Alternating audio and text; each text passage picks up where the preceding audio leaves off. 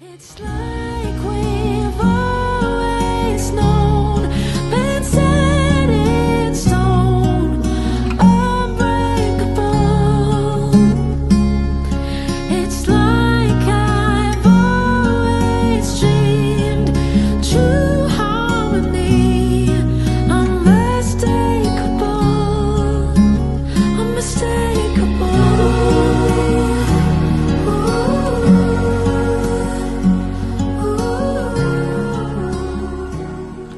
Hi girls, and welcome back to episode 8 of the House of H.E.R podcast, the home of all things healing, empowerment and richness in every sense of the word. Today's episode is something very different to what I've ever done, and I'm hoping it goes well because I'm in charge of keeping it all together in the technical end. But I'm actually joined by two amazing guests from the other side of the world, literally. So I have got with us today Tiarny, am I saying that correct? Yeah, Tiarny, yeah. And Ben from Brisbane. Is that right? Yeah, as well. Oh, that right. I'm on a roll. In Australia. So I'm so excited to host this conversation because I think it is one from all different aspects that is going to hit with so many people. And actually, not only just for the women in today's episode, I think this one is going to be really good for men if they're watching, partners, people you know, for all different reasons. So just quickly before I get started, I'm just going to read a quick trigger warning. So in this episode, we're going to be speaking about themes of trauma, mental health and abuse. If these topics do feel too raw for you right now, please pause and come back to it when you feel safe and ready to do so. Let's go. So welcome to the House of H.E.R, guys. I'm so excited to have you here. I'm so excited. So we've been trying to organise this for a little while. Obviously, with the time difference, it's hard, isn't it? And kids and life. Oh, and honestly. Yeah, so you do a week on, week off, don't you, with the children? We do. Yeah. We're lucky enough, we have the kids 50-50 obviously, which is great because we get to do like the couple thing for a week. Yeah, and how nice that that's come together, like for you both at the same time as well, because you're a lovely blended family, which I love as well. Yes. Love that. So we're finally here, finally made it. I actually came across Tiarny and Ben's work completely by fluke, which was obviously meant to be for this reason. But I came across a reel on social media that I saw, I liked, I shared, and I was like, oh my God, like I really resonate with this. And I reached out, and I'm so grateful that they come back and agreed to come on and talk to you guys, because I know, if there's something that I resonate with, there's so many of you in our community that are on the same journey, maybe a little bit behind, a little bit in front, who are also going to be feeling the things that I feel and connecting with the things that I'm connecting with. So, here we go. Here they are. So tell us a little bit about, obviously for the people watching, they may not have come across your page. And by the way, guys, in the show notes, I will tag their social medias and they can tell you a little bit about their work, and we'll have a link to all of that, because you are going to want to, after this episode, make sure you are following. Your page is unbelievable. I love what you are doing together. But just tell us a little bit about your backgrounds, how you've come together and what it is you do, just for the listeners. Yeah, okay, well, I'll start. Yes, you will. You're taking the lead on this one, babe. Yeah. Well, it's actually really interesting, like where we're at now in our relationship. Like we used to talk about this all the time when we met, because it's kind of like we're at a point in our life now. When we did meet, it was like we were mirrors of each other. It's almost like we went through the same thing, but I was the partner. And it was like, a mirror of what my partner, or similar, not the same, of course, but similar to what they had gone through and what I was experiencing, and then same on Ben's end. So it's actually very, very interesting how everything's kind of come to a point where now the work that we do is literally mirrored work. So I guess a little bit about my background. Where do I even start? I listened to your podcast, mate, actually, which is just honestly like unbelievable. You're like Oh, thank such a you. strong woman, and the fact that you've turned it, and that's why I also love it, is turning pain into power and purpose, which is what this is all about. So Yeah, of course. your story is Well, amazing. I guess just giving a bit of context from my childhood, I had an amazing childhood.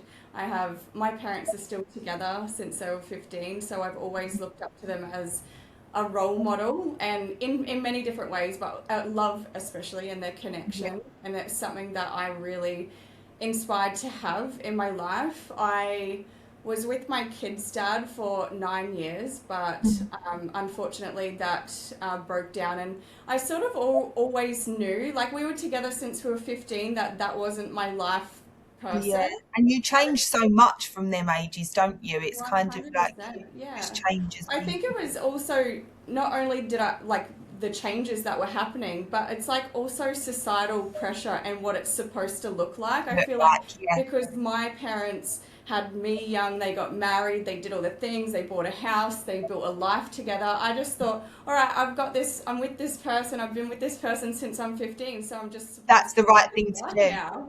Yeah, cool. Yeah.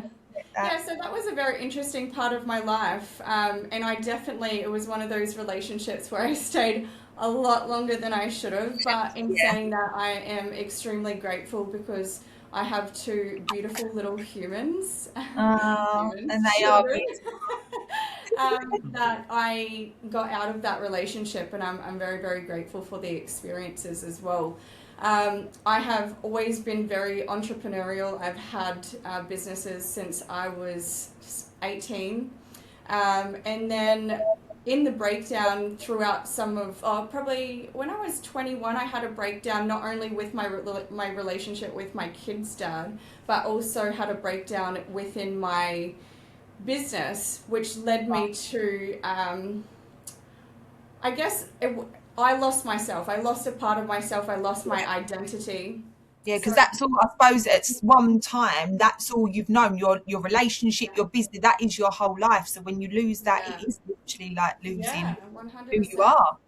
Yeah. So without knowing at that time, I completely lost myself, which then attracted a man that was quite abusive. I won't go into that because I'll let Ben go into his story, but we can definitely jump further into that. But yeah, that's about. I got into an abusive relationship, and then after that, it was like the last 6 years I've been on this self discovery healing journey, I love and now I'm here. it. And here you are. Oh, Yeah. I love that. Thank you so much for sharing. And All right, I'll give you the short version of mine then. Yeah, I'll give a short Yeah, I'll give version. like high level. it's All so right. hard, isn't it, on podcasts? Because it's like, how much do you share? We could sit here for hours and hours and talk about it. So much, so much. So, like, long story short, very similar. I mean, from the outside looking in, growing up, childhood for me would have looked like the perfect childhood, if you like. I grew up in a nice house in a nice area. We went to good schools. My parents were together until I was about 13, and that's when things really took a turn for the worse for me. However, even as a kid, I always feel like I was an outcast, like I was a misfit. I never really got my needs for emotional and physical love from my parents met. They showed love in other ways. Yeah. Once again, doing the best of what they had, but I really felt like I was not good enough, and that really was something that I carried for a very long time. Yeah. 13 years old, I found out that my parents were getting a divorce. I remember my mum was standing with us out next to our pool, and I remember very clearly she said, "Me and Dad are getting a divorce." And I remember my sister, she looked at my mum and she goes, "Why would he do that to us?" And the first thing that came to my mind, and what I actually made that experience mean, was that he doesn't care about us. He doesn't love Yeah. us. And that Yeah. was a wound and a belief and a story that I carried for a very long time. So, fast forward not too long, and I was 13 years old, learning that alcohol was the easiest way to deal with my emotions. And so, every weekend I'd be drinking, I'd be sneaking, alcohol from my parents. I'd be over at friends' houses stealing their parents' alcohol. Like, I just got onto that, I guess, like as you do when you're young, starting to drink, starting to go to Of course. Yeah. parties, starting to, Yeah. getting interested in girls, and yeah, things really just started to progress. 15 years old, and my parents gave me an ultimatum. If you'd asked me back then, I would have told you that they kicked me out and I would have played the victim. But really, they Yeah. said, if you don't like our rules, you can get out. And I said, well, Get sit out. out. Yeah. So I moved out of home at 15, and not too long after that, once again, being a misfit, being like an outcast, I feel like I didn't really know who my people were. And so hanging around the people that I was hanging around, working my first job at McDonald's, 13 through 16, I noticed a couple of boys that were smoking spliffs, smoking joints out the back of the lunchroom. And so I thought, you know what, if it's good enough for them, it's good enough for me, and I started smoking weed. But same as Tiarny, I had the entrepreneur's mindset. So the first day I started smoking weed was also the first day that I bought weed to sell it. And so I Right. started selling drugs at the age of 15, weed it started out as. And, you know, fast forward a few years, I got into a couple other things, MDMA, party drugs, all that sort of stuff. But I remember it was just before my 18th birthday, and I was going around to score some weed off the guy that I was getting my stuff off, and I saw them passing around a glass pipe. And I was like, what's that? It was like nothing I'd ever seen before. And so I guess I had this moment, right? It was like a fork in the road. I either do this thing or I don't do this thing. And I remember the guy that gave it to me for the first time, it was crystal meth, right? So Wow. methamphetamine. We call it ice in Australia. And they say that only 5% of people that ever smoke it will ever stop. That's like, they say literally the first time you try it, it's that addictive. And I remember he looked at me and he had like a moment of consciousness. And he was a good friend of mine at the time, right? Or at least I thought so. He looked at me and he goes, are you sure you want this? Because, you know, the first time's free, but it'll cost you the rest of your life. And I remember that clearly. And to tell you the truth, he was 100% right. So for the next 8 years of my life, it looked like something you'd see on like an underworld TV series. So you obviously took the crystal meth. 8 years. 8 years I was addicted to crystal Wow. meth heavily. From 15 through to 30 in my life, I was addicted to drugs, alcohol, women, gambling, anything that I could use to avoid who I was and avoid feeling uncomfortable. And the thing is, as well, it makes sense, I guess, because I know I was having this conversation with a friend not that long ago, actually. I think when you feel like you obviously don't fit in, it's like when you go, and I was talking about this in relationship wise, I was so used to going out on dates and drinking and Yeah, of drinking and course. drinking and getting to know someone. Your first dates, you'd go out, you'd drink wine, you'd have a heavy night, and Smoke a little actually, bit, it's more like, fun, because yeah. you can get on with anyone. And I guess for you, when you're drunk and off your head on drugs and things like that, you'd fit in with any crowd, because once you're on that level, it's so easier to just, you become someone that you're not, and you don't really find your people that way. And I've realized that on a different path, but through relationships, because you can kind of go out and have a good night with anyone when you're drunk, can't you, or on drugs.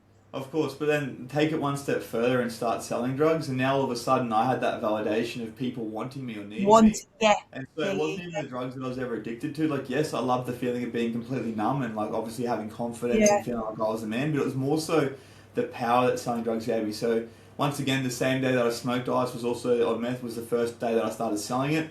And over the next few years, I slowly progressed from doing little bits and pieces to being an absolute junkie to more so being at like the top of the food chain, to a point in time where I was counting $500,000 a week in cash.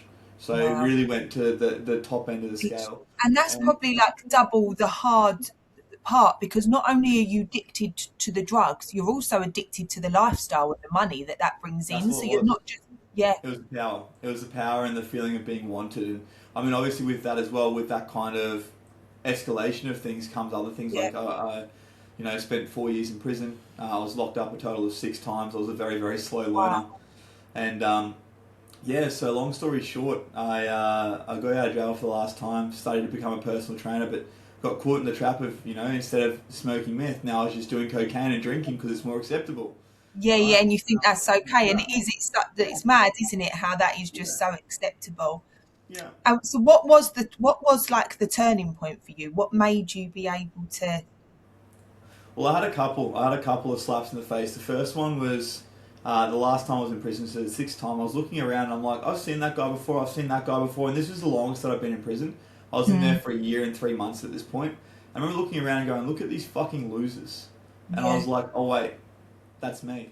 I'm And that one was of the them. first slap in the face, right? So I got out, still continued my lifestyle as the way that it was, but I got away from what I was doing. I had an incident with a very unsavory character where I had a 410 shotgun put down my throat over 20 grand. And that was another little bit of a wake up call. And that actually got me away from that side of the lifestyle, because there was times there where I was, you know, in conflict with bikies. I was, you know, going out, and multiple times it was like, almost like they were following me. I'd go out and all of a sudden I'd have 3 or 4 of them around me and I'd be getting jumped. And this was happening Wow. like on a monthly occurrence. So there was just all these little things that stacked up. But that wasn't even the thing that it really took for me to make the change. It was the 2nd of January 2022, and I'd gotten away from that side of things. At this time, I was only selling cocaine because obviously that's more acceptable, right? Acceptable, yeah. Yeah, that's right. But I was partying every weekend. I And was it isn't ruining my life. everyone. I'm like, it's such. I feel like there's more people that do that than there isn't Yeah. in this world. So it is such an acceptable thing that isn't really even frowned upon. I don't feel like in this day and age, really, is it? I think so, especially like in in English culture, especially in obviously Australian culture as well. It's more so like a done thing. If you Yeah, don't do it, you're a weirdo. You know what I mean? weird. You're a Yeah, fucking yeah. weirdo. I feel like that's So what it's a bit like here. yeah, so it was the 2nd of January, and I'd woken up after what was a very big couple of days, 3 or 4 days. I think I've been going for 2nd of January 2022, and I remember waking up with a black eye from punching on my housemate. I crashed my brand new Navara Ute which is a Nissan Ute, into the front fence of my house, drink driving. And I made an absolute cock of myself at a house the night before in front of a bunch of very, I guess you could call them, high-level executives, and I was just so embarrassed. And I had Yeah, that moment of shame, but the big thing for me was the realization that I had a 4-year-old son at this point who was growing up without a father because I was too much of a weak man to pull it together. And so that was a yeah. real turning point for me where I made the decision to really turn my life around, get sober, and now do what I do with, and obviously with what Tiarny does, with helping other men to do the same.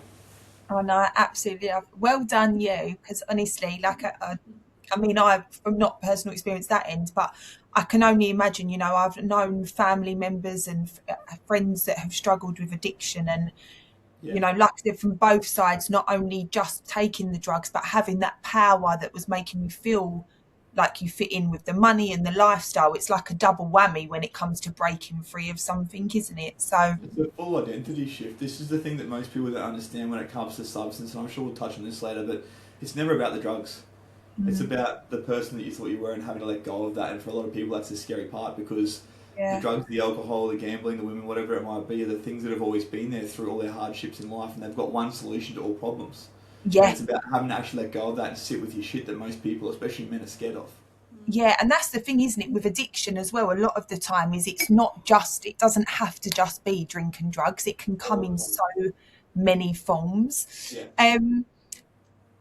Just getting up the so so you had come out of your abusive relationship, then you'd obviously come out of your addiction, started turning your life around. At what point in your journeys did you two meet? Was it quite soon after you'd kind of turned your lives around? Where was you at? Um, yeah, it wasn't any like I had experienced my DV probably 4 years, sorry, 3 or 4 years prior to meeting Ben. Yeah, Because after I experienced my DV stuff, it took me about 2 years. I was completely, so again, I wouldn't say I have experienced addiction, yeah, but I was using drugs and alcohol to cope and numb myself. I was literally just running from my problems. yeah, Again, I knew I wasn't addicted because I knew what I was doing. I was aware of what I was doing. But again, it was just, I wanted to numb myself because I was in so much pain. So it took me 2 years after going through that experience to come out the other side and actually start getting my life in order. And still, even I say that very loosely because it fucking was not in order. It's now been 6 years, and I can say probably only 2 years ago that I really started stepping back into myself, my true self. And I found myself again. I had to reinvent myself and rebuild everything that had so I'd hard. lost. Yeah. Yeah, Yeah. it So really it is. was, yeah, it was probably about 2 years prior to meeting Ben that I'd already started going on my own journey. I definitely reinvented myself. I was back in business for a very long time. When I lost myself and that identity, I actually didn't go back into business for a few years. Again, I was just partying. So I didn't have the capacity to run, lead anyone else, let alone lead myself. So, Yeah.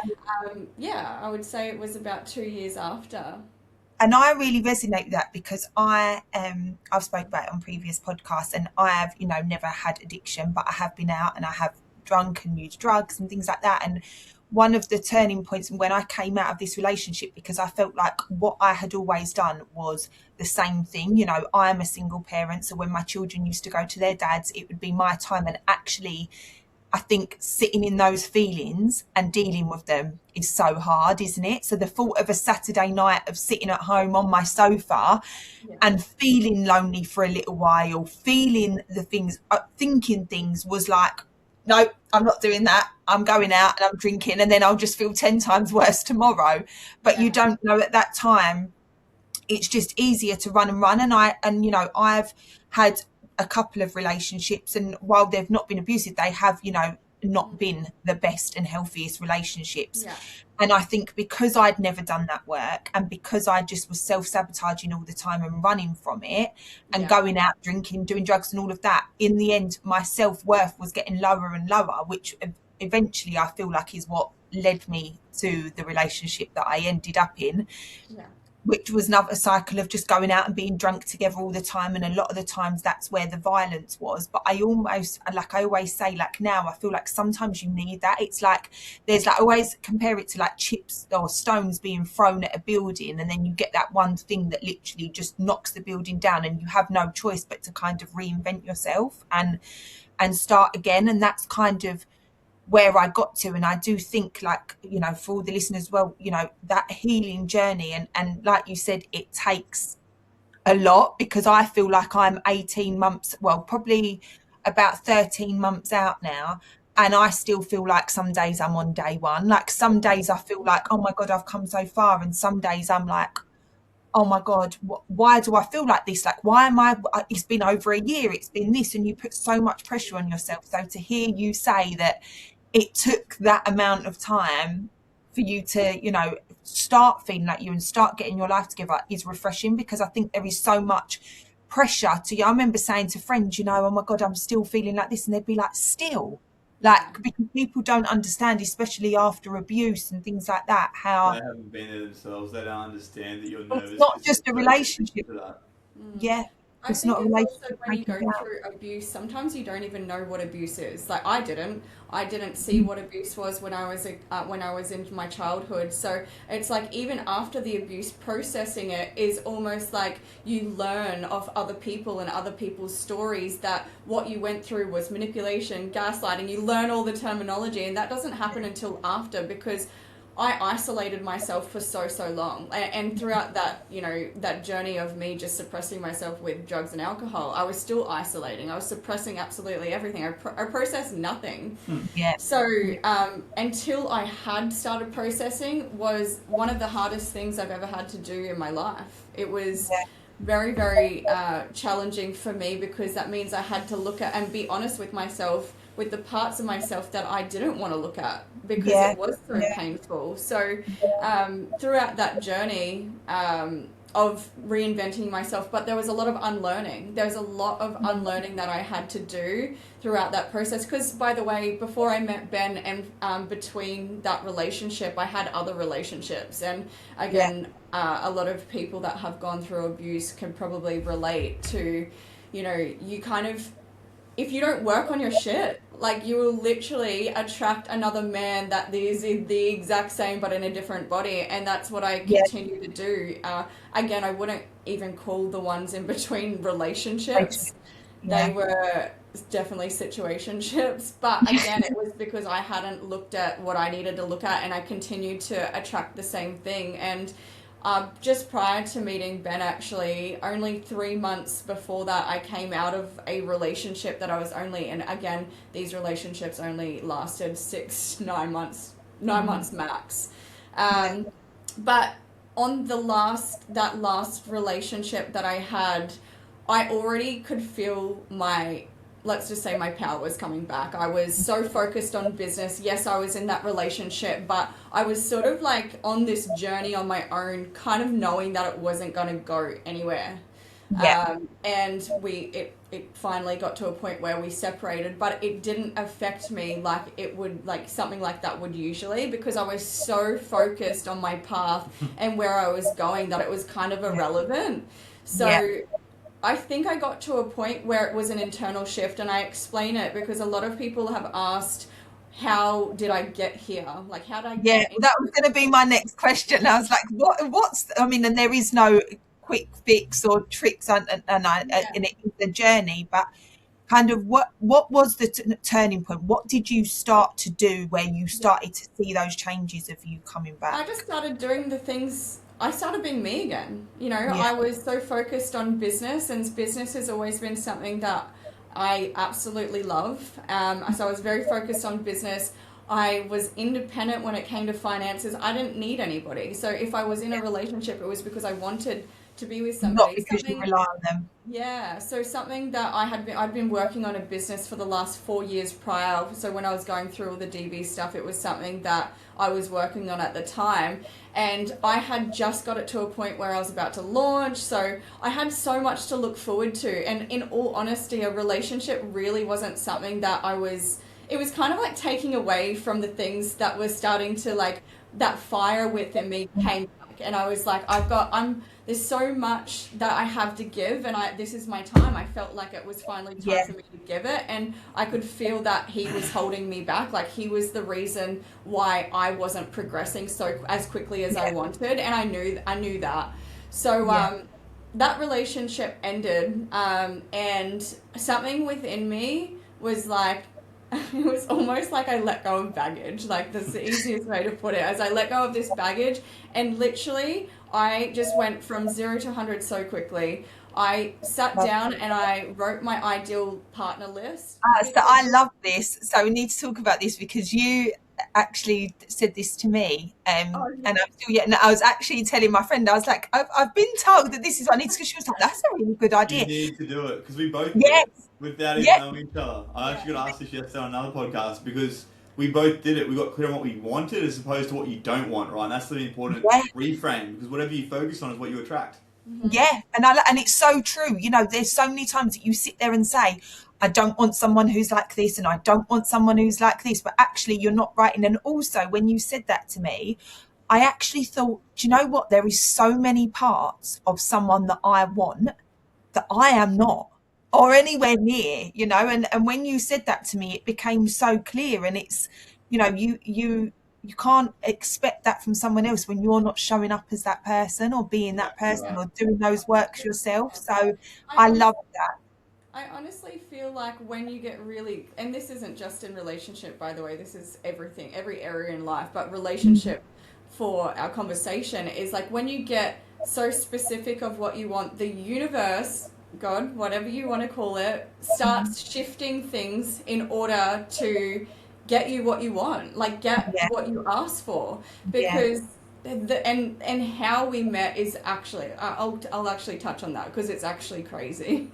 Oh, well, So 3 months prior to that, I did my ideal partner list, and I was so specific. I had done an ideal partner list before, but I wasn't very specific. It was just like, I want somebody to treat me nice. I want them to look like this, X, Y, and Z. But I'd learnt so much over those relationships. Like, looks to me, I have to be attracted to them. Sexually, I yeah, have to be attracted to them physically. But that kind of what started going down on my list. Like, mm, I obviously wouldn't I have to be attracted to them. But I wasn't attracted to you at first. yeah, but the emotional intelligence and the way oh that my I God, got this is like treated. number one. I think as you get Yeah, older, the emotional intelligence is Huh? like, and yeah, also because I think, you know, you can be the best looking guy, you can be the best looking woman, but if emotionally and personality wise you are not yeah. there, you Mm-hmm. become the most unattractive You person, can don't go from like a 10 down to a 2 in a matter of a you? month. Real Literally in a quick. conversation.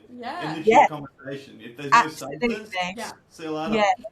And If I your never only value believed in him. proposition, if No, your it's so only value proposition in a relationship is your looks, then it's not going to last. Simple as no, that. absolutely. Because they, as we get older, naturally, you know, those things 100%. change. And I'd never really, I don't think I've ever used the word emotional intelligence until the last year. I don't think I even knew what that was or that that was a thing at all. Yeah, And now it's like all I talk about is emotional yeah. intelligence because it's just So huge. important. It's so Mm, important. It's E- very EQ is okay. more important than IQ 100% of the time. Mm. yeah. Emotional What, intelligence versus EQ? EQ, emotional intelligence versus IQ, which is Right, intelligence, yeah. right? Oh my God, absolutely. Especially when it Yes. comes to dating, because I mean, if you can be as intelligent as you want to be, but if there's no emotional intelligence, it's Yeah. not going to work. You're out. No, absolutely. So, Yeah, so I got really specific on my ideal partner. But the thing is, I wasn't looking. Like, in my heart of hearts, I did this exercise because coming out of that relationship, I did it almost to see what he wasn't for me and what I did want. So that was part of the reason why I did it. Sorry, my sister's trying to FaceTime me and it's coming through on my thing, and I just don't want it to cut the. Sorry, I didn't want it to be ringing over you speaking. That's okay. Oh my God, she's calling again. I don't know why it's connected. It's never connected to my laptop before. First world problems. Let me. So I'm recording a podcast. I've got to go. Bye. So bye. She's in Miami, so she's in a time difference. She's just flown to Miami. So she's trying to ring me to show me her room. Anyway, sorry, I didn't want that to cut over what you were saying. That's okay. What was it? What was Yeah, that? you're saying that obviously when you did your partner list, you use it as reference for what you didn't want. Oh yeah. So I was doing it because I wanted to see the gap of how he was treating me and what I actually wanted, and also.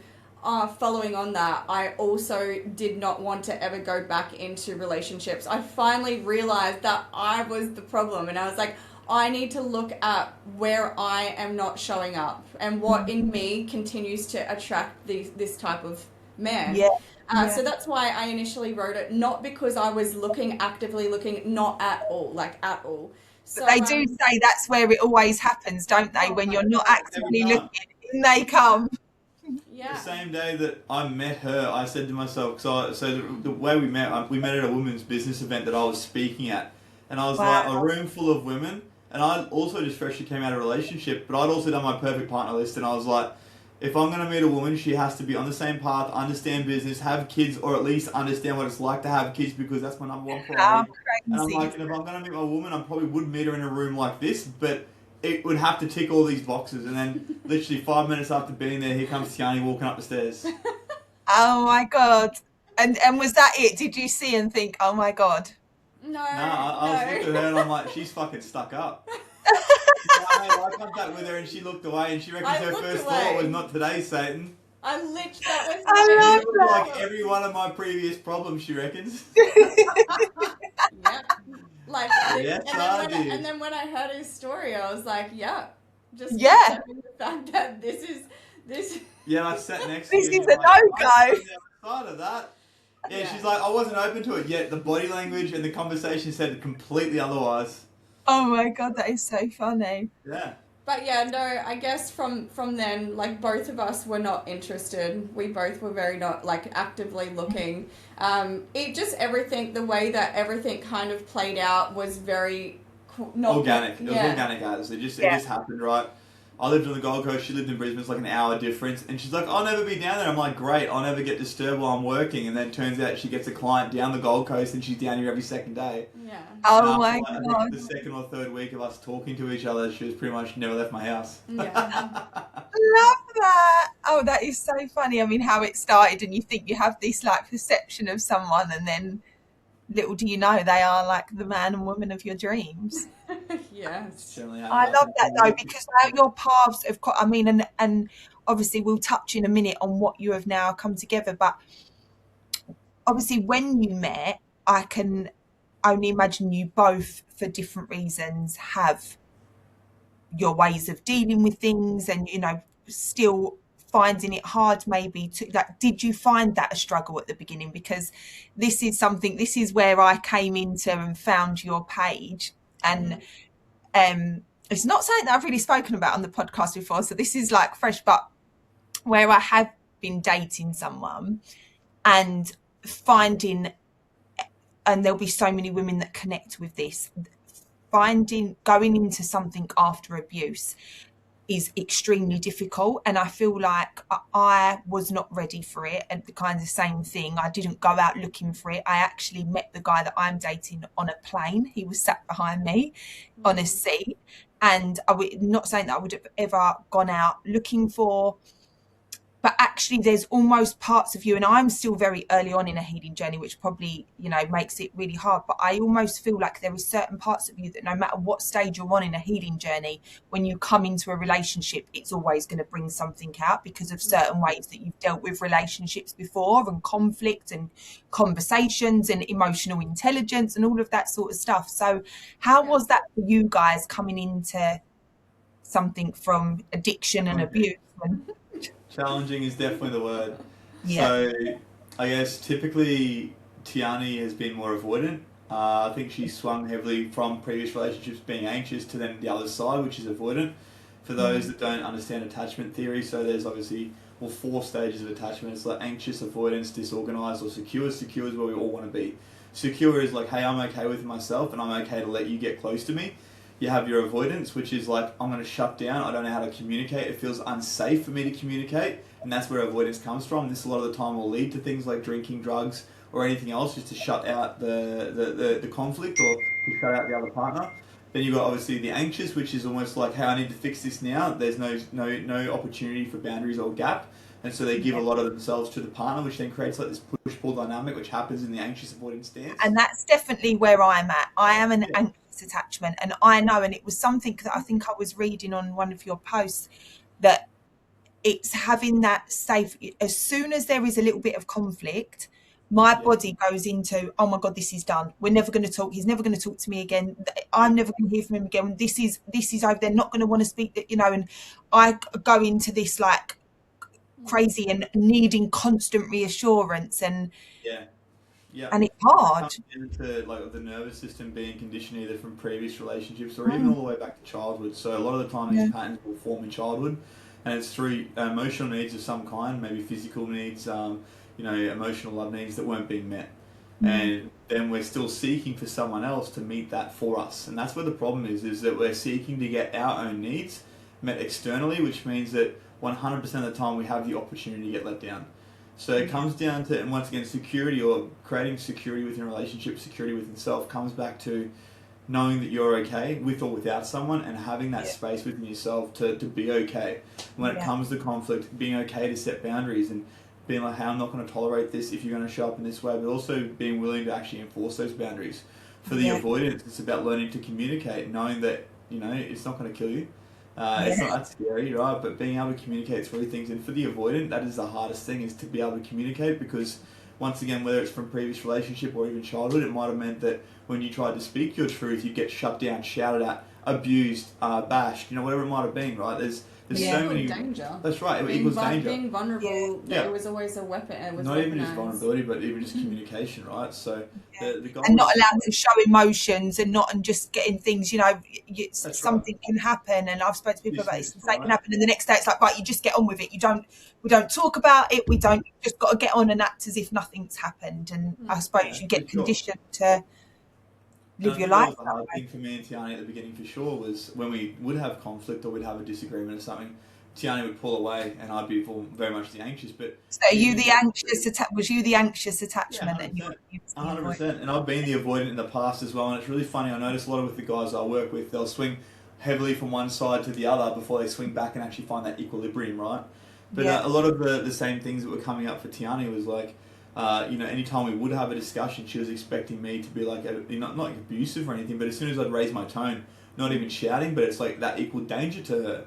And this is something that still, to this day, we struggle with. It's something we're navigating with, and we're definitely getting a lot better with. Like, I mean, the way that we show up for each other is incredible compared to where Tiarny was when she first started. And I've found that there's been times where I've regressed, right? Because once again, you can do all the work outside of a relationship, but you're still human, and it's still Well, as soon as you get into a relationship, it will reflect back to you all the things that you haven't done. So obviously, you were just speaking, Hollie, about now that you're in a relationship, or not a relationship, but seeing someone, and you're starting to notice all these things starting to come up, all these triggers, and that's something you can't get unless you have someone to mirror that back for you.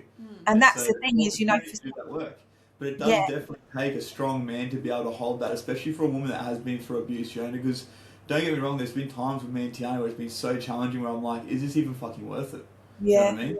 Is this even fucking worth it? There's times like that. However, at the same time, it's also like, it does really take a strong man, a man who is grounded, who knows within himself that he is enough, and obviously that nothing is you know, whether it works out, whether it doesn't, it's okay. Right? Yeah. And And that's something that really men need to have that strength to be able to hold that space for a woman who has been through something so hard. Yeah, and that's what I was, wanted to come on to as well. Is obviously all the women, most of the women that will be watching this, have been through abuse in some capacity. And I guess if there is men watching, like because coming out of an abusive relationship, and this is, the conversations that I've been having to have is, it's very different to coming out of a relationship that just doesn't work out. And even with those relationships that just don't work out for whatever reason, there is still things through life that you're going to get used to ways. But coming out of something that is so abusive, it is hard for a man, I can imagine, to create that. How can a man show up like in that way that, or how have you had to learn for Tiarny to show up to create that kind of maybe safe place? And Well, I learned previous to Tiarny, but it was definitely something that was really ignited more so within our relationship. However, it looks like, first of all, being regulated yourself. If you're dysregulated, a woman's nervous system can feel that, especially a woman who's been through abuse. She's looking for the tone in your voice. She's looking for the heaviness of your footsteps. She's looking for the keys to hit the table at a certain pitch to say, hey, I'm in danger here. Because after being through abuse, someone who's been through abuse, their nervous system is so heightened to look for danger. Their amygdala, which is the part of their brain which looks for like danger and obviously invokes fear, and tells them whether, hey, is this thing trying to fuck me, be a friend of mine, or is it trying to eat me, right? That part of your brain that's looking for danger constantly is so heightened and enlarged. There's actually been so many studies, haven't there, that have been shown around women that experience severe trauma. Their amygdala actually becomes enlarged to the point where it stays enlarged. So it changes the brain structure, where someone who might not have that and might have like a really peaceful or a very calm life, their amygdala will be quite small. And so it'll take quite a lot to trigger that. Right, and their capacity is so much higher when it comes to handling stress. So it causes for men, memory loss as well. Memory loss, yeah. There's a thing called a mental scotoma, which the brain places over severely traumatic memories so that you don't have to experience it. And it's all part of the coping mechanism of the body. But for a man to show up in that way, first of all, is being regulated. Because like I said, a woman can pick up on all of that. A woman can really pick up on all those little things. And I feel I feel like my nervous system is not looking for danger. I feel like I notice in a conversation if a word is said in a different tone. If just in every little way, I am constantly scanning and looking for something that is like, no, this isn't right. No, that's changed. And it can be something, it could be that they say good night to you one night and then the next night they fall asleep. Instead of saying good night, and the inconsistency, oh my God. That once kept us safe, My hypervigilance kept me safe. Yeah. And now, moving through life, that's something that you have to unlearn after abuse. But to be really honest, I've still done a lot of work, and I know there's a lot of work to do, but there's a part of me that almost thinks that after abuse, you won't ever fully heal. You will never fully heal. You'll just learn how to live with that. Live with it, And I guess in a relationship, it's finding someone who makes that safe to do so. Right. Yeah. Actually being able to integrate those parts of yourself that are trying to protect you, rather than, I guess, getting angry about the fact that that's coming up, because it's always going to be there. It's, same as me with being an addict. That part of me is always there. There's days where me and Tiarny will have an argument and I'm like, fuck, I could go for a bender. That happens. I still have those thoughts, but I'm like, well, the choice that I make, so between obviously thought and response, is so much bigger now, whereas before it would have been reaction. But I mean, for a man to show up in that way, the emotional grounding is the first part, but then being able to hold a safe space, actually having the emotional intelligence to pick up on what's being put down by your partner is so important. If she comes home and she's like, I'm fine, she's not fucking fine, man. Be able to hold that space. Cool. Okay. Okay is the reply to the message. Do you want to talk about it, right? Because at the end of the day, every single one of us is looking for is love. Right? And I mean, at the same time, it's not our job to emotionally regulate our partner. However, our partners will emotionally regulate off us when it comes to being a man. We hold that safe space. And if you want to ask why men got given the job of being the emotional regulator in the relationship, have a look at the woman's monthly cycle. 1 minute she wants to fuck you, the next minute she wants to eat you, then she wants to have a baby, and the next minute she wants to run a business and be self-sufficient, independent woman, bitch. This is It what is happens so in a woman's true. mind at a hormonal scale. So you wonder why you got given the job of being the Yeah. provider and doing all that, and like, no, providing for the household isn't enough. You need to be emotionally grounded enough to hold that space Emotional and make intelligence. the house a safe space. It's fucking simple, right? But it's Yeah. not easy, and we don't get taught this. No, do you know what? I love this. And actually, I truly believe this because I actually, again, was having this conversation madly enough with a friend the other day. And I truly believe, don't get me wrong, there is, a woman and a man can come together and you both have to commit to the relationship and all of that.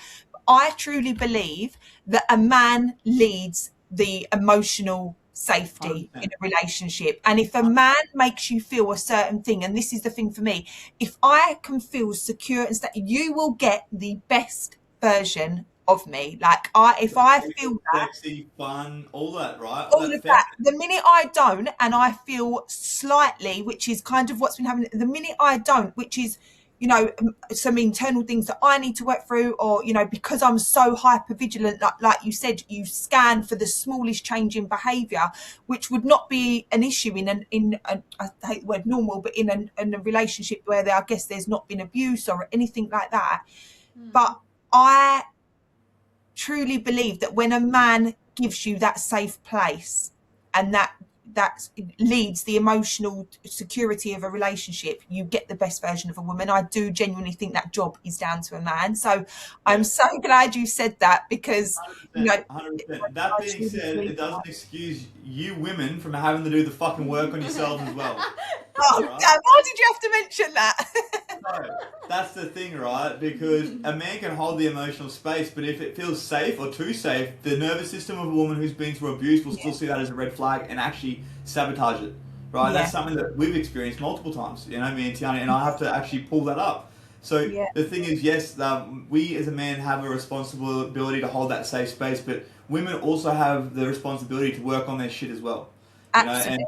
And the thing is, the relationship's a beautiful mirror because things will come up that will be challenging. However, conflict doesn't have to be hard. It can also be something that brings you closer together if you can learn how to communicate through it rather than, go back to your primal needs of protecting self. Yeah, no, absolutely. And how have you, so with your, you mentioned, sometimes when you have arguments and things and, your, I guess, straight away, your natural reaction, or maybe not so, would be to, turn back to drink or turn back to drugs, or I guess in those moments, how have you found that you have, like, controlled that addiction side? What? It's for me. It's not even a thought anymore. Like I have the passing thought. Like I'm so far. So I'm 4 years sober now. Yeah, Three and a bit years completely sober. Like I haven't touched anything, and I'm not. I won't say that I won't ever again. But I know for me right now at this season of my life, it doesn't serve any purpose. So I have no need to. yeah, However, for me, like the defense mechanism for me is to want to fix the problem right there. So the thing that I've had to learn to do is just to give it space. And when I say it, I mean her. Just give it space, right? And just give her a few minutes. Sweet. Give her an hour. I'll go away. I'll do some work. And that's something that I've had to learn as well is to regulate in those moments and regulate myself. Which Yeah. is once again a great mirror for me. It's something that I needed. And once again, that was passed down through my mum. My mum used to try and regulate herself off my sister and I. And so Yeah. now I'm doing that work to undo what she did to now be able to not pass that down to my kids. But it's for me, it's regulation. For me, it's finding other coping mechanisms. So whether it's going for a fucking run or something like that, if I can't just move the energy through my body, because obviously when that stuff comes up, it's an emotion. It's an emotion that you feel. You feel sad, you feel shame, you feel guilt. I feel like I'm not good enough. And emotion in its basic form is energy and motion. It's something that needs to be moved through the body, yet we're so quick to suppress it, which then means it comes back up as leaky anger, or comes back out as resentment, or comes back out of all these different things, right? So it's for me, it's just learning how to process and then come back to it when I'm in a regulated state. Yeah. Because- Well, that makes so much But sense. also to add on to that, I think with you, well, all of us, we have so much knowledge now that if something like that come up, like you're feeling like you want to go on a bender, you want to get a drink, why? Why are we feeling like we need to numb something? Working through that. Instead of going with that thought, it's kind of like reflected back inwards and asking ourselves, why is it that we're looking to externally numb or escape? Avoidance, right? It's just avoidance. Yeah. No, 100%. But I think even to add more to that, like it's we live in a world where that is the done thing, right? Where we think emotions are good or bad, but they're neither good nor bad, right? To feel the full depths of happiness, the full heights of happiness, you have to feel the full depths of sadness. Yet we avoid things like sadness, shame, guilt because we think that these are bad things, right? Where I guess for the work that I do with men that I work with, and also the work that I've done with myself, learning how to actually sit with your own shit has been the biggest blessing. That's huge, and I have learned that, and I think that is so. It's the reason we all, run, because we don't want to feel those feelings. But actually, I feel like the nights that I have sat on my sofa, and when I came out of my abusive relationship, I stopped drinking.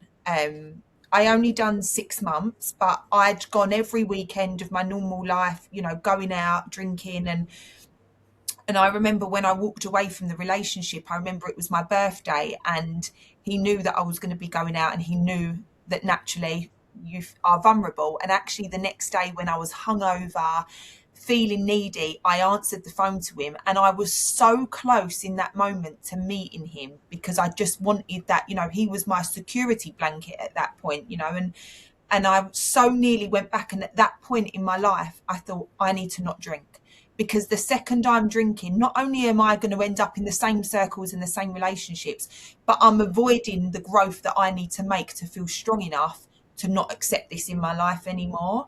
And I'd done 6 months, and actually it was at first the hardest thing I've ever done. And I went through a stage where I was suicidal, and I remember one night my sister and my friend had to literally come and sleep on my floor, because I think I was so worried. I was just looking at my children thinking, I can't cope with what I'm trying to process, and and I'm not going to be able to be the mum. And it makes me upset.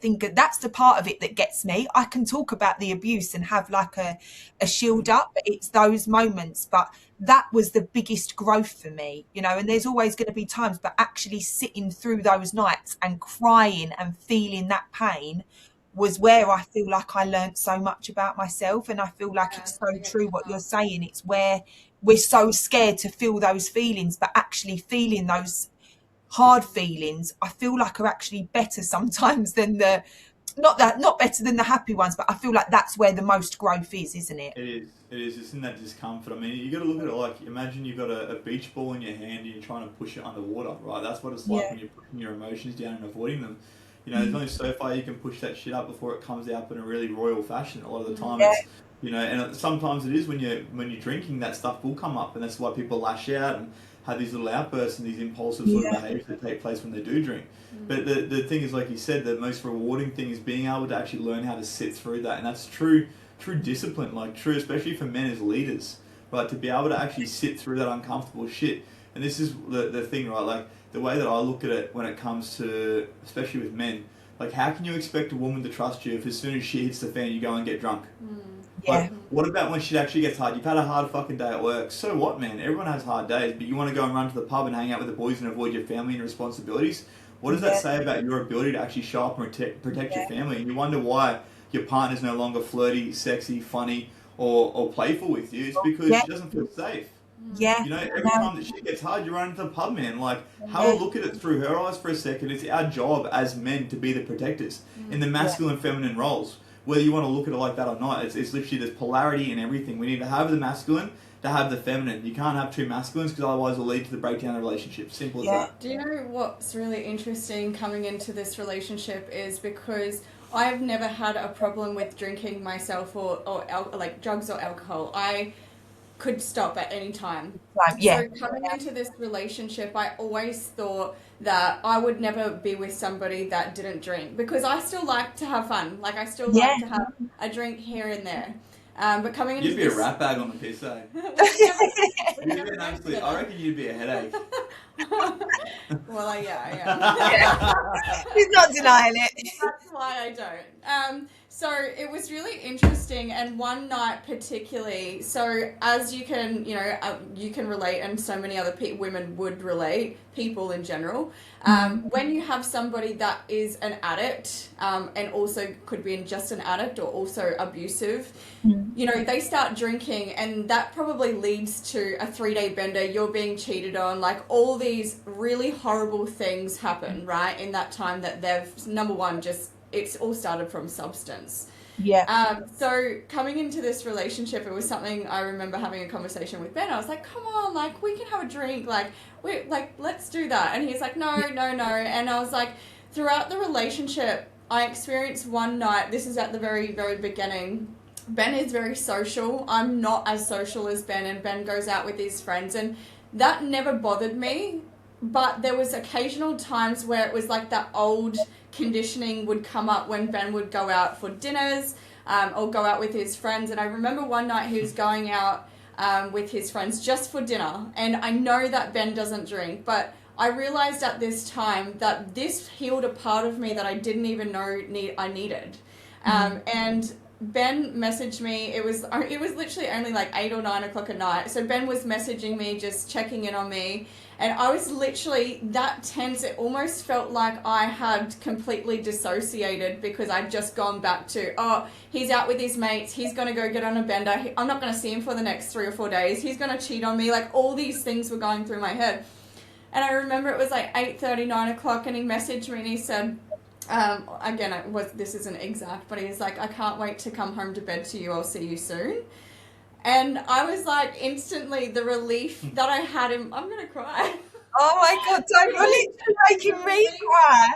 The relief that I had in my body made me realize that makes me feel so safe. The fact that he has so much discipline and control around drinking, because that's not going to end up where I've always ended up in previous relationships. So probably didn't help you feel any better that everyone around me was drinking as well, right? Yeah. Well, that's the thing. But now, like moving through our relationship, Ben is the most disciplined person I've ever met in my life. So I don't have an issue now, and still, like, he can go out, he does whatever. I have nothing comes up in my body. I feel so safe. Ben communicates with me, but again, him not drinking just heals something within me that I didn't realize I needed. And also, I guess at the beginning for you as well, because what happens with a lot of, addicts and people that, do go out and take drugs and drink is you, at the beginning of the night, you may believe that you're not going to go out and be out all night, or you're not going to go out and be out for 3 days. So for you, I guess, even when Ben was saying, I'll be home, you're thinking, yeah, whatever, because a lot of the time you don't plan to go out on a 3-day bender, and and I've had relationships like that, and I'll be home after one, and that never happens. So the fact, I guess, it took for him to actually do it. Yes. But the thing is as well, I think this is another thing that a lot of women struggle with is when it comes to addiction, men will wear masks. They, especially in the first 3 months, 6 months of relationship, you show up with your front foot forward, right? Your best foot forward. So you almost want them to see you as someone that you're not. And so something that I think was really good for me and Tiarny, we had the fucking hard conversations, like in the very first few weeks of us getting together. Like, what literally do you want? within the week. What are you about? Like, what's your past? Tell me everything, right? Because for me, I'm 34 this year, Tiarny's 32. Like, I don't want to waste time. If I'm going to be seeing someone, it's like, well, I'm not here to have a one-night fling or anything like that. Like, I want to meet someone that I can actually build an empire with. And I think that was the other thing that came from doing the ideal partner list, because I'd done that as well, is looking at what I had to do to show up to become that person. I'm like, well, I am that person, so I deserve to have that person. However, is she my person? Is that her? And so we literally were asking the hard fucking questions. We weren't, like, small talk was never really a thing. We weren't, we had banter and obviously fun like you do in the beginning and like joking around, but we were asking the hard questions because we got really, really clear on what we wanted, and I knew that with myself, I wasn't going to accept anything less, and I knew that Tiarny wasn't as well. I think that's so powerful to absolutely, because I feel like sometimes I'm still at a bit of a phase, and I've said to you personally, like, I want to work with you because I'm going to touch on what you do and the work you do anyway, because I know it's something that I definitely want to invest in myself, because I still feel like there is so many parts of me that I'm learning through that, is that sometimes I get scared to ask those questions because it's almost like I don't want the answer, because if they're not what I want, then it's that Yeah, almost I like understand. the rejection, almost, because it's not rejection, but it's almost like I'm scared to then start again, or scared to go backwards, and that feels scary to me. And really, I need to know what Can I I want. ask And you a because question? I'm 37 this year, and I've got 2 children, and I'm like, I don't want to waste time, but also sometimes I'm like, oh my God, are they going to think I'm too much if I start saying, right, what do you want? Where are you going? What are we doing? Can I ask you a question? Mm. When that comes up for you, is it that you're scared to have to start again, or is it that you're scared that you won't actually enforce the boundary that you set for yourself, and that would be out of integrity with yourself?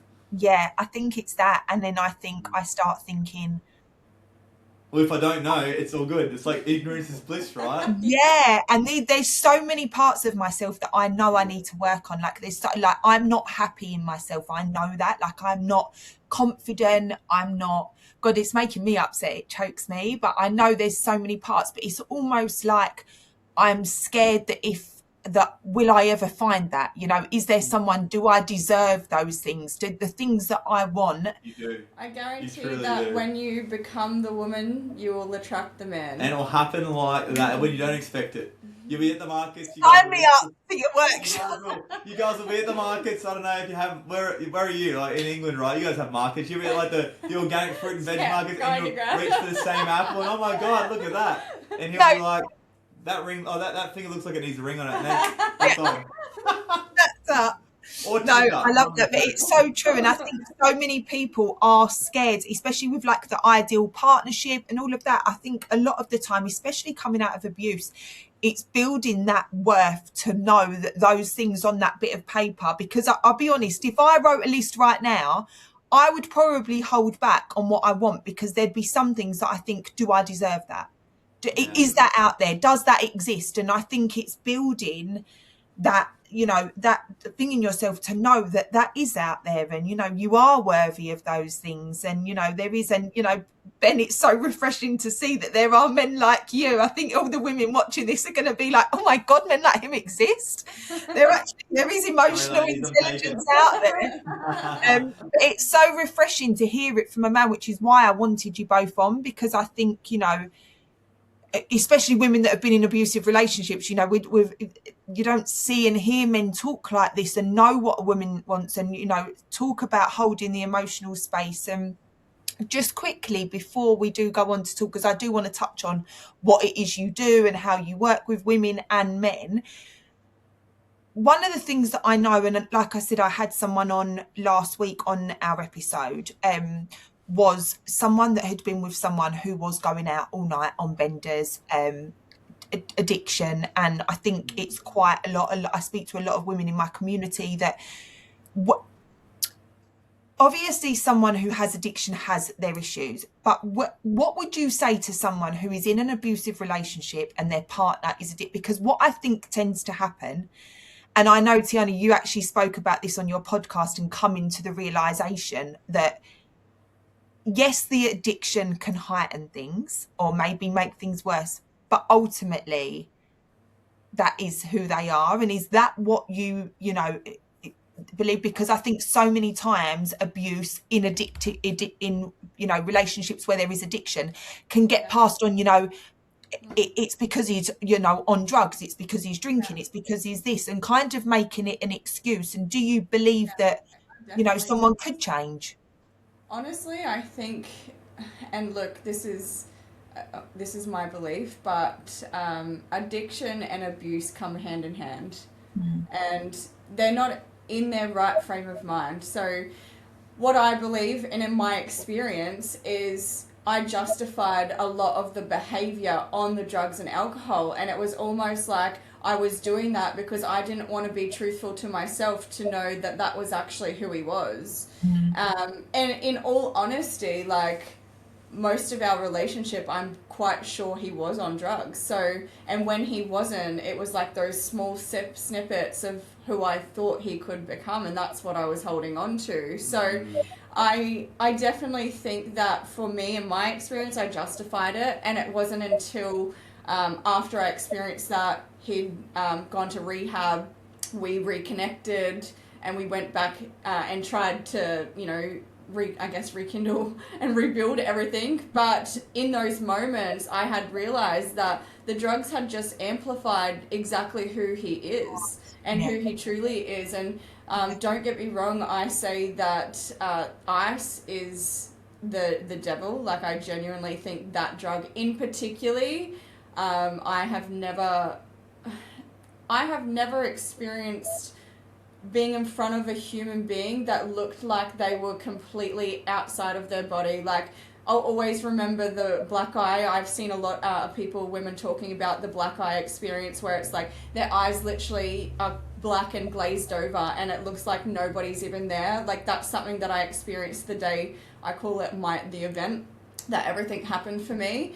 And again, that day I was like, he was on drugs, he was on ice, he had drank alcohol for hours and hours. So it was the drug, it was the alcohol that made him, behave like that. And it wasn't until, and again, I needed to go back and experience being with him when he wasn't on anything for me to realize that. And I'm honestly really, really grateful that, even though my journey was very challenging and one of the hardest times in my life, I'm really, really grateful that happened. And I'm also glad that I was a statistic in the going back, because if I didn't go back, then it would have stayed on my mind. I still would have to this day, I would have justified the behavior of the drug instead of realizing that it was actually truly who he was. Yeah. I think if I can touch on that as well, when it comes to someone that's in an abusive relationship with someone who's on drugs, obviously we speak about this a little bit in our content, right? There's two addictions in every relationship, right? It's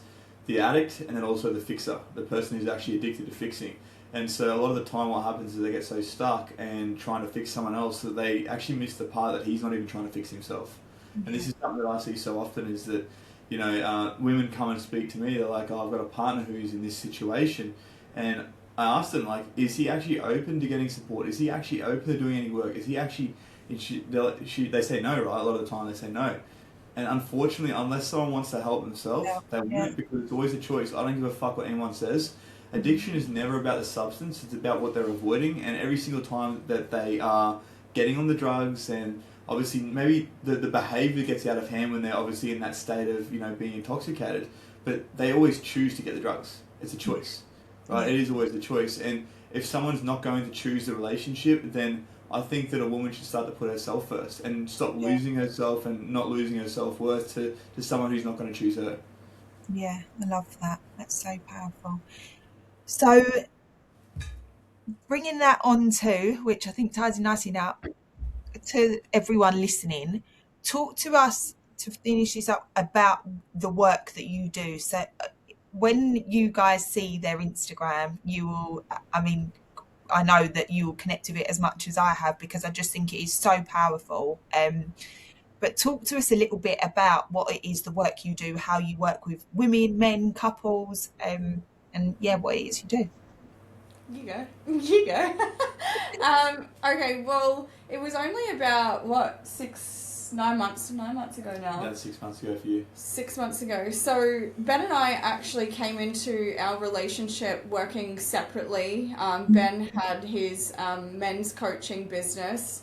I was also doing business coaching, but content creation and management as well. So we each had business, but on the other side of that, I was actually doing, preparing for a charity and a lot of work around domestic violence, and that was obviously something that was truly close to me.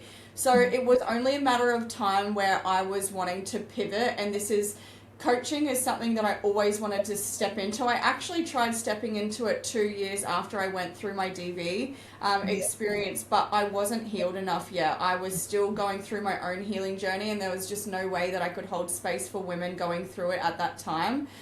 So it was just before I met Ben that I was kind of just transitioning into more into the DV space with women. That's always what I wanted to do. And then once we progressed in our relationship, Ben had built, I think it was, how old was the business? So I launched about a year before you and I met. Yeah. Actually, no, I only launched about 3 months before you and I met. It was June. I've been coaching men and I've been coaching women for about a year prior to that, but I launched my community that I have now, the New Age Man, which is taking the full front of what we're doing, working with men. I launched that in June, and me and Tiarny had met in November, and that was not last year, the year before, so 2024. Yeah. So we actually had a conversation at the start, and for me, I have worked so hard my whole life. I've built businesses, I've lost everything, I've had to rebuild multiple times. So I made it really clear to Ben that, you know, I want to actually be in my feminine. I want to, and don't get me wrong, it doesn't come naturally to me because I'm very much a leader. But we had the conversation at the start. Yeah. We had a conversation at the start, and I basically said, look, like, we're going to the same place. We're going to the same destination. Why would we continue having separate businesses, separate sets of problems, stress? Like, there was so much going on. So we had a conversation, and we were like, you know, why not let's combine? Let's do this together.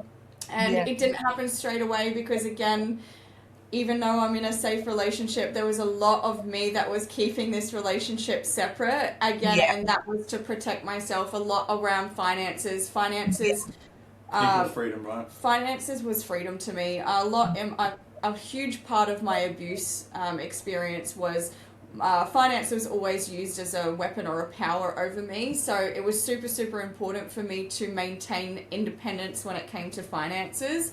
Yeah. So yes, I wanted the things that I said with Ben, but doing them was a whole different level of healing. Again, I have worked through so much, like, people would never even understand or see the things that I've worked through to get to where I am with Ben today. So we did have that conversation. Eventually it got to a point where I actually did some work with a friend of ours with Kundalini. Oh, I love Kundalini. I do. Kundalini changed for me. There's one near me, and I actually, when I came out of my relationship, I was suffering really badly with vertigo. I couldn't stand up, and the doctors kept saying to me it was stress, it was stress. Wow. And I started doing Kundalini, and it changed. I'm a big fan of Kundalini. It's literally changed our whole path in our life. Like, again, we've done heaps of different modalities that we've used. We did the Kundalini together, and I remember very clearly that the Kundalini showed me that I was still keeping things separate. I was waiting to go into business with Ben when I was getting paid X amount of dollars, so then I could still keep money and everything separate, basically. Yeah. And then it made me realize that here I was, like, saying that I want all these things. I want, because we want to have a baby, we want like to build a home and all of the things. I want all of this, like, now, but I'm doing all the things to have it, like, not now, like, not ever. now. Yes. Like, yeah. So yourself. Yeah, I really was, and I didn't realize until I had that session, and I turned around to Ben after that session. I was like, okay, that's it. Like, I want to do this. Like, I want to do all the things that I've said. And that was really an interesting time for me because I had my independence. I had my own business again. I didn't need Ben financially. I wanted him. Wanted it, and that's the difference. And that was the final thing for me, I think, that was keeping me safe was my finances. So, after that day, we had a conversation, and I was like, okay, well, let's do the thing. And it was like a bittersweet moment. I had to call all my clients, and it wasn't like, you know, oh, I don't want to have these clients anymore, the business isn't working. It was like, no, I'm actually going in a different direction now. And it was such a weird feeling. So weird. Yeah. But I think everyone's seen it coming because I already started doing I was in the content with Ben, and like, everyone kind of seen it coming. So I finally made that choice to go all in. And then, now, so 6 months since we've been in business together. And how long has it been since you've actually started launching to do what you do with women? That's more so this. Yeah. A couple of months. Yeah. So do you do the work you do? So do you do it with couples, or do you also work with just women and just men? All of the above. So I work with the men, Tiarny works with the women, and we're literally in the process. We're in the pilot stages of launching our Power Couple Blueprint, which is working with both.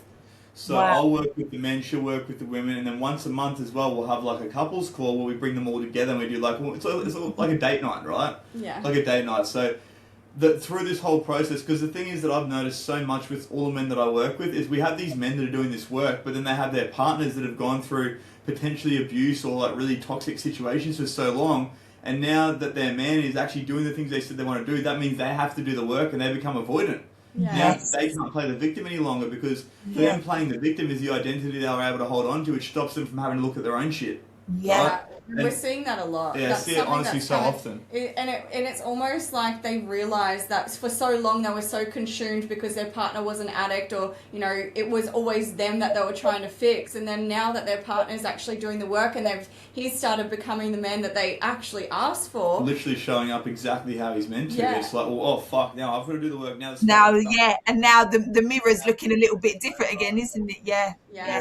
So this is why I guess we just decided, because Tiarny's able to resonate with these women so heavily because she's been there. Obviously, I'm able to resonate with these men, and like 99% of the couples and the men and women that come to us, they've been to psychology, they've been to counselling, they've been to AA, they've been to NA, they've been to rehab. A lot of these guys that I work with, and literally the results that we get, I think, are so quick because you're not going to take advice from someone who hasn't been there themselves. You just at a subconscious level, you're always looking for the truth in something, and you can feel it. Like I'm sure if you've been to counselling, or if any of your audience have been to counselling or psychology, you got someone sitting there being like, okay, so you were abused. Like, tell me more about that. How did that make you feel? It's like, this guy's never actually been Never actually done it. Been Yeah. through herself, and I can't resonate. And you haven't got that. Your energy just doesn't connect. Yeah. Right. Yeah. And you're sitting there, you're doing the things that you're meant to do, and it feels good because you're trauma dumped. But then you leave and you come, go back to your life with all the triggers, all the things, and it's like, well, what now? Yeah. Right, No, it's so it's the true, beautiful and thing it's about so what we've hard. created. I think Yeah. that is why so many people connect with people that have been through it. It's completely different, because I know when I went to therapy, there's things you can't sit there and say, yeah, I understand, but you don't, because you've not been there. You ain't been Yeah. You ain't been there, like you can't connect, right? And I think this is the Absolutely. thing as well, is like those modalities have a place. I think talk therapy and all that sort of stuff is incredible to actually understand. But then from there, it's like, what's the next steps? And I think this is where a lot of those sort of modalities are missing. Is what are the actionable steps? Who's holding me accountable? Who's going to hold me to a higher standard when I can't hold myself? Which is why that men's group, women's groups, like what me and Tiarny run, obviously there's so many available out there. If it's not with us, there'll be one with someone that you resonate. But find someone that's actually done the thing that you want to do. That's for me on my journey of obviously overcoming all the stuff that I was going through.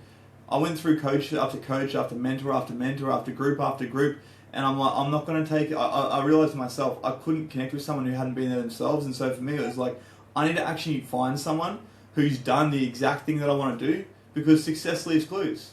Like if he can do it, I can do it.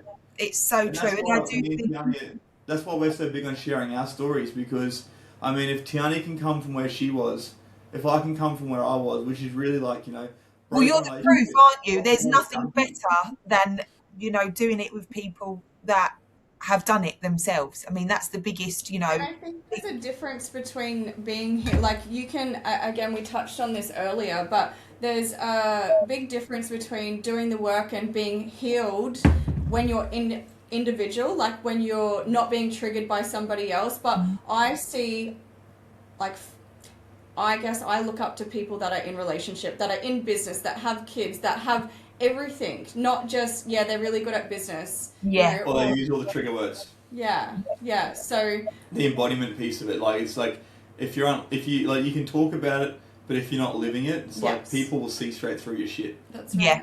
No, it's so true, and I absolutely love it. I think that is, and for me, you're right. I done therapy for like 6 months, I would say, every week, and then it got to the point where it was a bit like, and I don't, do it. And I actually went on and done like a Kundalini course, and I had done different things. Not me learning it, me just going and having the Kundalini sessions, but I do think it gets to a certain point, and the therapy is great. The therapy taught me about trauma bonding. It taught me about, coercive control. It taught me to understand what I was going through and all of those things. But then actually doing the work and healing is a different thing, isn't it? That's where I guess guys like you come in and you actually then start taking the steps, you've understood it.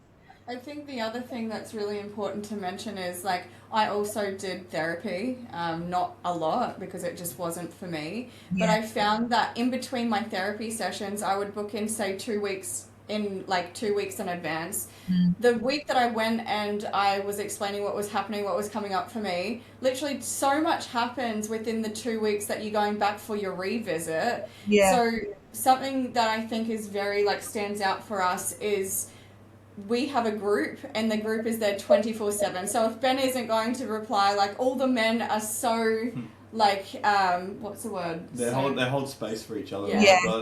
That's definitely Got a it. great supportive community. Yeah, it's right. Like you don't have to wait until your next meeting. You don't have Yeah. to wait. But I think the thing I really want to say here is like, don't take us as like that option. Like, go out there, get curious, and actually try different things for yourself. Like if you're, this is to anyone that's listening to this, that's on that journey of healing and wanting to really step into their power, find their self-worth again.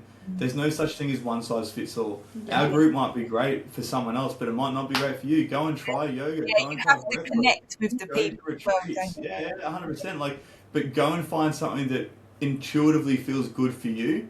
And number two, like the most important thing is lived experience. Has this person been there before me, and have they overcome it? Have they got the life I want to live? Because Yeah. you're not going to you're not going to take advice from about buying a Ferrari from someone that owns a Mazda. Yeah, You know what I no, mean? it's so true. I Can't think say anything that is about so important. They have to be, whoever you choose to go with has to be living the life that you want to that you want to live. You know, they have to truly be the embodying person it, right? you want to become. I do. Yeah, the true embodiment of it. Yeah, no. And Tiarny, just quickly, so for the women listening, what is the work that you do? So what women do you work? Is it women that have come out of abusive relationships? Is it, learning? Is that kind of, Honestly, it's a bit of a mix. Like, yeah, because of the work Ben does, a lot of the women are couples, so it's their yeah, partners that are just dealing with supporting loved ones through addiction. But right, a lot of the time, a lot of their background is quite colourful too. Like, it does yeah, look like abuse, it looks like addiction for themselves. Like, honestly, all the women are very, very different. yeah, But I mean, for the most part, they've completely dissociated. They've tapped out emotionally, and it's Very really stuck in their masculine. yeah. So a lot of the women that I'm working with currently are not in their feminine at all. They're completely yeah, just tapped out, and it's about number one, getting them out of their survival mode because they are stuck in their masculine. They've had to hold it all together. They've had to be the strong one for so long. Their partners, are still going out, still bendering or whatever that looks like for them, and they've got kids at home. So they've had to show up consistently and put their own needs last because last, yeah, they're literally forced to do that. yeah, So again, everyone is very, very different in where they've come from, what they're experiencing currently. But I would say for the most part, it would be they've completely lost themselves and they've realized that it's time for them to put themselves first, whether or not that means that working on the relationship that they want to, reconnect with the relationship and move forward that way, or whether it means that they want to separate and they want to do this journey on their own. So yeah, it all is just really dependent. okay, amazing. Well, it's been so lovely to talk to you both. Honestly, it's so lovely to see. I think it just gives so much hope that, there is, for us as women that, no matter what you've gone through, there is hope, and you can get there. You have to do the work, but you can get there. And also that you can find, eventually we all do want that love and security and that safe place in a relationship. It's what we all want it. So We just want love. say that again. It's what everyone's after. We just want love, Yeah. no matter how big and strong and tough you think you are. We all No, want love. exactly. So I think it's so lovely to see, that you've both been on your separate journeys. You've both, healed yourself, still healing, still working on it, but you can come together and, have that safe place that we all want. So so honoured that you came on to share your journeys and to talk about Thank it. you so much for having us. Yeah, thank Oh, you. no, It was love great it. to have a chat. Yeah, no, it's been amazing. So what I will do, girls and guys, if you are listening, is I'm going to tag their Instagrams in the show notes, the episode, once it goes out.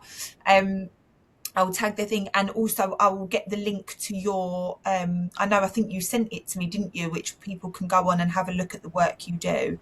Yeah. Did you Yeah. send that to me? Yeah. Yes, so I'll get that all in the show notes, and with all the relevant things. But yeah, definitely take a look at their Instagrams and the work they do, because it is amazing, and I'm sure you will connect with it on some level. So yeah, thank you for watching. The episode will be, or this will be Sunday's episode. And like I always say, you know, if there's anybody, if it's not yourself and you are listening, but you know someone that may resonate with this episode, please make sure you share the episodes.